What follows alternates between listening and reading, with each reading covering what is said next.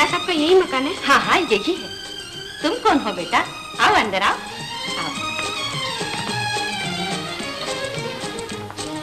आओ भाई आओ, बैठो।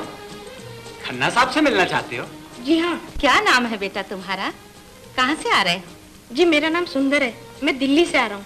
हाय राम, खन्ना साहब से मिलने के लिए दिल्ली से इतनी दूर आ रहे हो? उनसे तो वहीं मिल लेते। जी मुझे पता नहीं था कि आज वो कारखाने से इतने जल्दी चले जाएंगे। उनसे मिलना बहुत जरूरी था, इसलिए मैंने कारखाने में पूछा कि वो मुझे कहाँ मिलेंगे, तो उन्होंने यहाँ का पता दिया। आखिर तुम बच्चे हो, दिल्ली से मेरठ इतनी दूर टैक्सी में तुम अकेले चले आए? जी मुझे रुपयों की बहुत सख्त जरूरत है। स्कूल में इस टर्म की फीस जमा करने की कल आखिरी तारीख है। कल शनिवार है, खन्ना साहब घर तो आएंगे नहीं। घर? किसके घर? हमारे। तुम्हारे घर खन्ना साहब क्यों आएंगे?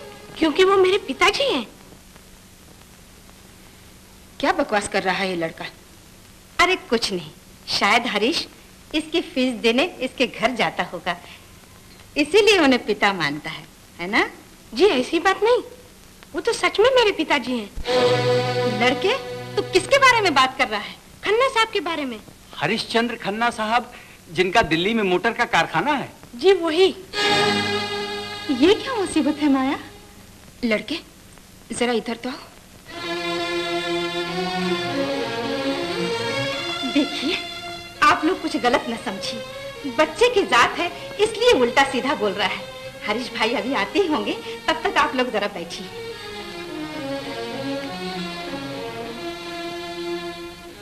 प्रिंसिपल साहब, शगुन कुछ ठीक नहीं दिखाई देता।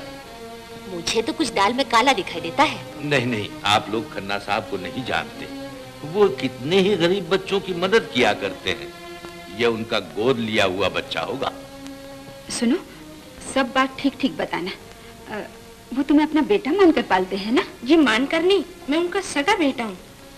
सुनो बच्चों, तुम सब ऊपर जाओ, कमरे में तुम्हारी दीदियां हैं, उनके साथ जाकर खेलो। भागो भागो भागो। क्यों रे, तू रहता कहाँ है? जी दिल्ली से 10 मील दूर पटेल नगर है ना, वहाँ हमारा मकान है। खन्ना साहब भी आते हैं तुम्हारा मकान पे कभी? कभी? जी वो तो रहते ही वहाँ है, हर सोमवार से शुक्रवार तक। शायद आ रहे हैं वो। माफ कीजिए, मुझे देर हो गई। नमस्ते रामस्वरूप जी। नमस्ते। नमस्ते प्रिंसिपल साहब, बैठिए बैठिए बैठिए। नमस्ते जी। क्या बताऊं, रास्ते में एक लॉरी पेड़ से टकरा गई और उसका ड्राइवर जख्मी हो गया, तो अपनी कार में डालकर मैं उसे अस्पताल ले गया, इसलिए मुझे देर हो गई। आप लोगों ने चाय वाय पी? ठीक है, कोई बात नहीं, पी लेंगे हम लोग। पहले आप अपने मेहमान से मिल लीजिए। मेहमान? आप भी लोग तो मेहमान हैं। और कौन मेहमान? और मेहमान भी हैं खन्ना साहब, अंदर कमरे में। माया, कौन मेहमान है? अरे ये क्या हुआ? कौन आया? देखो।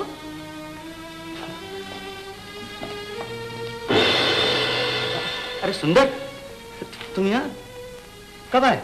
अभी थोड़ी देर हुई पिताजी। लेकिन सुंदर, तुम्हें पता कैसे चला कि मैं? सुनिए, पहले बताइए कि लड़का कौन है। देखिए, मुझसे कुछ न छुपाइए, जो कुछ भी सच सच बता दीजिए, आपको मेरी कसम।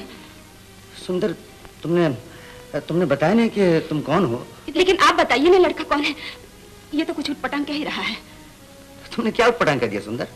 कुछ नहीं पिताजी, आपने मुझसे पूछा कि मैं कौन हूँ और आप मेरे कौन होते, तो मैंने कह दिया कि मैं आपका बेटा हूँ। ठीक कहा ना पिताजी? हाँ बेटा, तुमने ठीक ही कहा। हरीश, ये क्या हंसी मजाक का वक्त है? जानते नहीं बाहर मेहमान बैठे हुए हैं? बताओ ना भैया, सच बात क्या है? हमारा दम घुटा जा रहा है हरीश। देखो, मुझे इस लड़के से कोई बैर नहीं, कोई नफरत नहीं, और ऐसे भोले भाले बच्चे को मैं अपना बेटा मानने के लिए कभी न झिझकूंगी।